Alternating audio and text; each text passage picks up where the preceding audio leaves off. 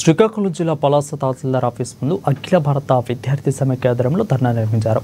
పెండింగ్లో ఉన్న 4,200 కోట్ల ఫీజు రింబర్స్మెంట్ బకాయిలను ప్రభుత్వం వెంటనే చెల్లించాలని, జీవో నంబర్ 77 రద్దు చేయాలని అఖిల భారత విద్యార్థి సమైక్య నాయకులు డిమాండ్ చేశారు. గతేడాది నుంచి ఫీజు రింబర్స్మెంట్ పెండింగ్లో ఉండడం వల్ల బీటెక్ కళాశాల విద్యార్థులు తీవ్ర ఇబ్బందులు పడుతున్నారని వారు ఆరోపించారు.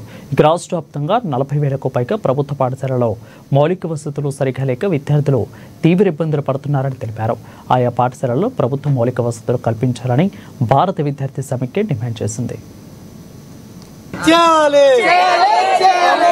ఏదైతే గత ప్రభుత్వం జగన్మోహన్ రెడ్డి గారు విద్యార్థులకి ఫీజు రియంబర్స్మెంట్ బకాయిలు ఉంచారు, మన ఎన్డీఏ కూటమి రాగానే 4,200 కోట్లు బకాయిలు విడుదల చేస్తామని చెప్పి యువగలం పాదయాత్రలు మంత్రి నారా లోకేష్ గారు గొప్పగా చెప్పి విద్యార్థులందరినీ నమ్మించి ఈరోజు మోసం చేస్తున్నారు.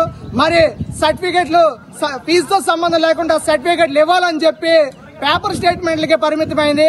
విద్యార్థులు ఉన్నత విద్య అభ్యసించేందుకు కళాశాలకు వెళ్తే ఫీజు కట్టనదే మీ సర్టిఫికెట్ తీసుకెళ్ళడానికి లేదని చెప్పి మేనేజ్మెంట్ తేల్చి చెప్పడంతో విద్యార్థులు ఉన్నత విద్య అభ్యసించేందుకు అవడం లేదు. మరి తక్షణమే ఫీజు రియంబర్స్మెంట్ వాళ్ళకి చెల్లించి వాళ్ళ సర్టిఫికెట్లు వాళ్ళకి ఇప్పించాల్సిందిగా నారా లోకేష్ గారిని బెచ్చమర్చుకుంటున్నాం. రాష్ట్రంలో విద్యా సంవత్సరం ప్రారంభమయ్యి నెల రోజులు పూర్తవుతుంది. కానీ ఈ రాష్ట్ర ప్రభుత్వం విద్యారంగ సమస్యల్ని అపరిష్కృతంగానే ఉంచి ఉంది. ఎందుకంటే ఈ రాష్ట్రంలో 6,400 కోట్ల ఫీజు రియంబర్స్మెంట్ బకాయిలు ఉన్నాయి.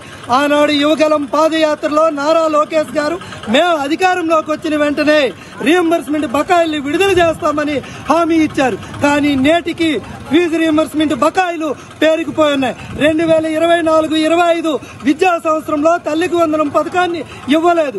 2025-26 విద్యా సంవత్సరంలో తల్లికి వందనం పథకంలో ఈరోజు అనేక షరతుల్ని విధించారు. విద్యార్థి సంఘాలుగా మేము ఈ రాష్ట్ర ప్రభుత్వాన్ని ఒక్కటే డిమాండ్ చేస్తా ఉన్నాం.